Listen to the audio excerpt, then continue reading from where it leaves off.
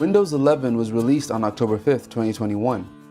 Microsoft recommends that you wait until you're notified through Windows Update that the upgrade is ready for your PC. But you can always follow these steps to upgrade anyway. Go to this website, which we will link in the description below. This method is for upgrading through Windows 10. Before installing, use PC Health Check app to confirm your device meets the minimum system requirements for Windows 11.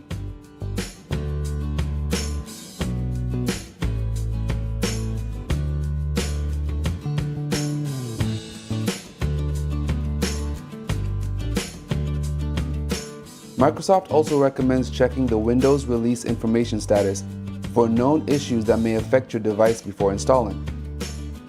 To upgrade a Windows 10 PC to Windows 11, click Download Now.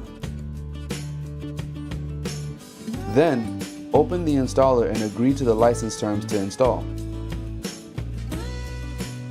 Wait for the installation assistant to finish downloading and installing, then restart your computer. Your computer will upgrade to Windows 11 after restarting.